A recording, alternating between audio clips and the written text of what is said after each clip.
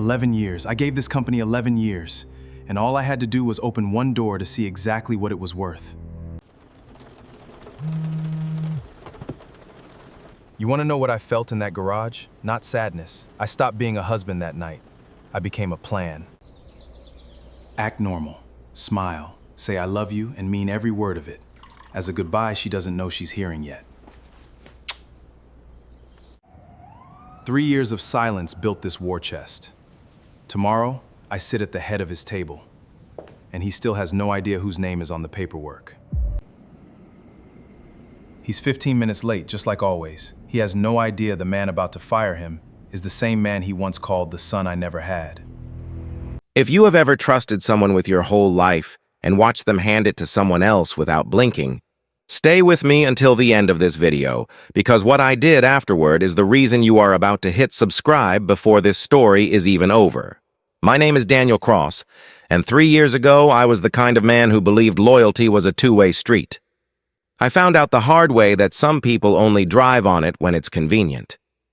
I worked for 11 years at Voss Global Industries, climbing from an unpaid intern to the youngest regional director the company had ever promoted. Richard Voss, the CEO, used to call me the son I never had to raise. He invited me to dinners at his lake house. He toasted at my wedding. He stood 2 feet away from my wife, Elena, and smiled every single time he shook my hand, knowing exactly what he was doing behind my back. I found out on a Tuesday. I remember the date because it was the night before a shareholders meeting, and I had gone back to the office to grab a folder I'd forgotten. The building was supposed to be empty except for security. I took the elevator to the executive floor out of habit because my badge still worked up there, and that's when I saw the light under Richard's office door. I almost knocked. I almost just knocked, said goodnight, and gone home like nothing was wrong. Instead, something made me stop with my hand an inch from the wood, and I heard her laugh. Elena's laugh. The one she used to save for me. I won't describe every detail of what I saw when I opened that door, because this isn't a story about humiliation. It's a story about what happens next. What I will tell you is that in the space of about 4 seconds, 11 years of loyalty turned into something colder and much more useful. I didn't yell. I didn't throw a punch. Richard actually looked relieved when I just turned around and walked out, like he thought silence meant surrender. He had no idea that silence, for me, meant a different kind of war had just started. For years afterward, I would replay the sound of that laugh in my head, trying to figure out how I had missed it. Looking back, there had been small things. A canceled dinner here, a late meeting there, a new perfume I didn't recognize. But I had explained every single one of them away, because the story where my marriage was fine was so much easier to live in than the story where it wasn't. That night in the office taught me something I now tell anyone who will listen. The human mind will build an entire cathedral of excuses to avoid admitting a truth it isn't ready to face. I had built mine brick by brick for over a year without even realizing it. I drove home that night on autopilot. Elena texted me twice asking where I was, as if nothing had happened, as if she hadn't seen my face in that doorway. I didn't answer. I sat in my car outside our house for almost 2 hours, and somewhere in that parking lot, grief turned into arithmetic. I started doing math instead of crying. How much was in our joint accounts? How much equity I had vested at Voss Global? How much I could quietly convert to cash without raising a single flag? That night I stopped being a husband and started being a plan. The next morning I did the hardest thing I have ever done. I acted completely normal. I made coffee. I kissed Elena on the cheek like always. I told her I loved her and I meant it as a farewell, not a promise. Because the moment you decide to build something this big, you cannot let anyone see the blueprint, not even the person standing closest to you, especially not the person standing closest to you. I want to be honest about something most people leave out of stories like this. I was scared the entire time. Scared I was making a catastrophic mistake. Scared I would spend 3 years chasing a plan that would leave me broke, alone, and no closer to any kind of peace. Fear didn't stop me, but it also never fully went away. I think that's the part people don't expect. That the version of you capable of building something enormous out of heartbreak isn't fearless. He's just willing to keep moving while the fear is still there, instead of waiting for it to disappear first. Over the following weeks, I did 3 things quietly and carefully. First, I hired a lawyer 2 states away, someone with zero connection to my social circle, to begin drafting a separation agreement that protected every dollar I was about to make disappear. Second, I liquidated everything that wasn't nailed down. A vacation property my grandfather left me, a stock portfolio I'd never told Elena the real size of, a small angel investment in a logistics startup that had quietly tripled in value. Third, and most importantly, I resigned from Voss Global Industries, not in anger, not with a scene. I walked into HR, cited personal reasons, and thanked everyone for 11 wonderful years. Richard shook my hand on my last day and told me the door was always open. I told him I appreciated that more than he could possibly know. There was one night, about 3 weeks after I left Voss Global, when I almost gave up on the entire plan. I was sitting in a rented apartment that still smelled like fresh paint, surrounded by moving boxes I hadn't bothered to unpack. And I remember thinking that maybe this was all just wounded pride dressed up as ambition. Maybe I was chasing a fantasy that would cost me years of my life for nothing. I called an old friend from college, a man named Marcus who had left corporate life years earlier to run his own small freight brokerage. I didn't tell him everything, just that I was starting over and needed advice on logistics contracts. Marcus listened for almost 2 hours without interrupting, and at the end he said something I've never forgotten.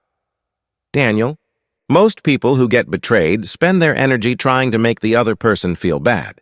You're trying to make yourself impossible to betray again. That's not bitterness. That's architecture. That conversation became the foundation of everything I built next.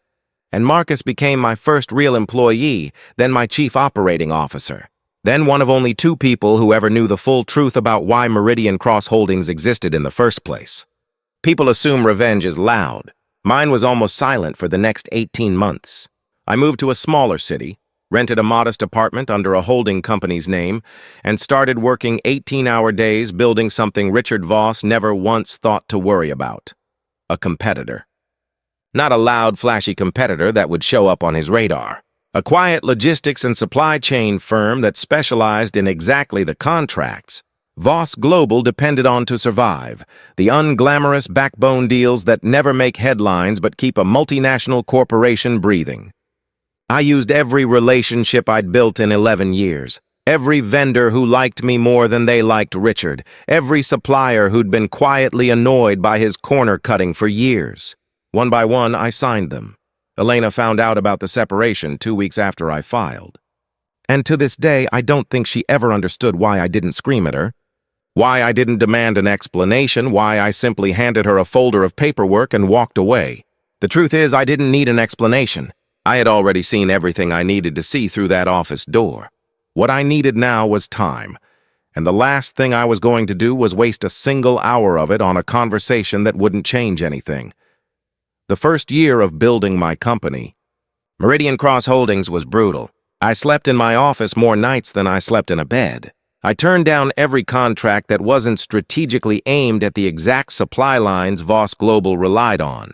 Competitors thought I was insane for chasing thin margins instead of easy wins. What they didn't understand was that I wasn't building a business to make money. I was building a business to make Richard Voss dependent on me without ever knowing my name was attached to it. I operated through a chain of holding companies, specifically so that if he ever ran a background check on his new logistics partner, my name would never surface. There were harder months, too, ones that never make it into the highlight reel of a comeback story. There was a stretch in the second year when a major client threatened to walk over a pricing dispute, and losing that contract would have set us back by a full year of momentum. I spent 4 sleepless nights renegotiating terms myself, sitting across a table from people who had no idea they were talking to the same man who used to run supply logistics for their biggest competitor. There was a moment, driving home at 4 in the morning after finally closing that deal, when I actually laughed out loud in the car, alone, at how far I'd come from the man who sat frozen outside his own house, unable to walk through the front door. That laugh didn't feel like happiness exactly. It felt like relief mixed with something harder to name. The feeling of watching a plan you weren't sure would survive actually start to breathe on its own. By the second year, Meridian Cross Holdings quietly controlled nearly 40% of Voss Global's critical shipping and warehousing contracts. Richard never noticed, because from his side of the ledger, everything looked like smooth, reliable service. Better than smooth, actually, because I made sure our performance was flawless. I wanted him comfortable. I wanted him complacent. A predator doesn't scare its prey. It makes the prey feel safe right up until the moment it isn't. Meanwhile, Voss Global was quietly bleeding in ways only a handful of board members knew about. An overextended expansion into overseas manufacturing had left the company thin on liquidity. Richard, ever the showman, had spent 2 years telling shareholders that a strategic partner would soon inject capital and stabilize operations.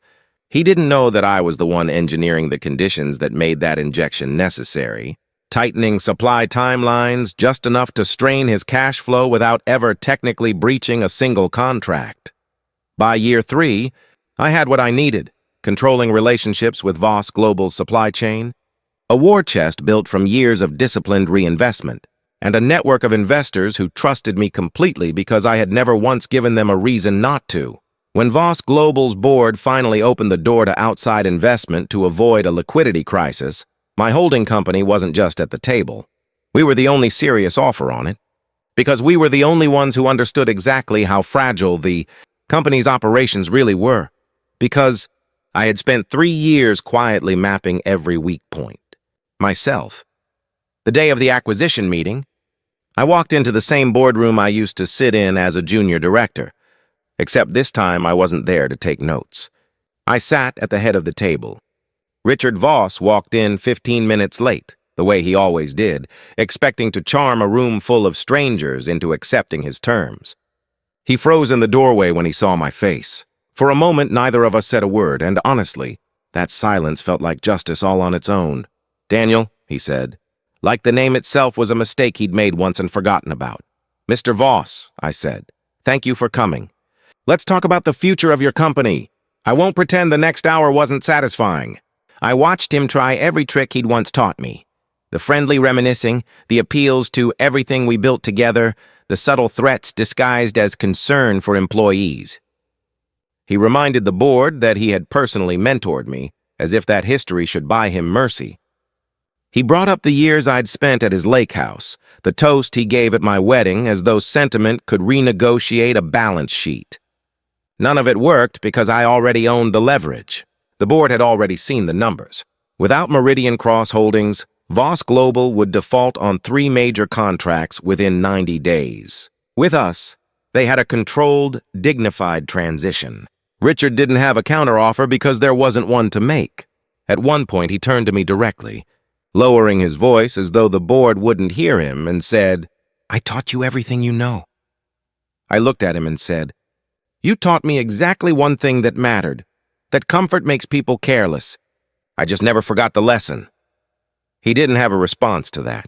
For the first time in 11 years, I watched Richard Voss run out of words in a room. The acquisition closed 6 weeks later. Richard Voss was retained in an advisory role for exactly 90 days per the agreement, largely so shareholders would see a smooth transition rather than a hostile one. On his last day, he asked to speak with me privately. He asked, almost quietly, almost like the man I used to admire, whether this was about Elena. I told him the truth. It started that way. In the doorway of his office on a Tuesday night, I will never fully describe to anyone. But somewhere in those 3 years, it had stopped being about revenge and started being about becoming a man who would never again hand his whole life to someone else's mercy. I told him I didn't need him to apologize, because an apology wouldn't have changed a single decision I made. I built something instead of waiting for one. As for Elena, our divorce finalized quietly, long before the acquisition ever made news. She tried reaching out once, months later after word got around about who really owned Voss Global's new parent company. I didn't respond. Some doors, once you've seen clearly through them, don't need to be reopened. Today, Meridian Cross Holdings employs over 4,000 people across manufacturing, logistics, and shipping. including a fair number of people who used to report to Richard Voss and now run their divisions better than he ever did. Because I promoted based on competence, not comfort. Marcus runs day-to-day operations now, and every so often, usually late on a Friday when the offices have emptied out, we sit in what used to be Richard's corner office and remind each other where we started. Two men with nothing but a phone call and a stubborn refusal to stay broken. I still work long hours, but they don't feel like punishment anymore. They feel like proof. Some nights, walking through the building after everyone else has gone home, I think about the version of myself that stood frozen outside his own front door, unable to walk inside, terrified of a life he no longer recognized. I wish I could tell that man it gets easier, though I'm not sure he would have believed me. What I can tell you, whoever is watching this and recognizing even a fraction of your own story in mine, is that the moment your world falls apart is rarely the moment that defines you. The moment that defines you is the quiet, unglamorous decision you make the next morning, and the one after that, and the one after that, long after anyone is around to see it or applaud it. Nobody claps for you during the 18-hour days. Nobody claps for you during the sleepless nights renegotiating contracts nobody will ever know your name is attached to. You do it anyway, because you're not building it for applause. You're building it to prove something to the only person whose opinion will still matter 20 years from now, yourself. If there's a lesson in any of this, it isn't about revenge, even though I understand why it looks that way from the outside.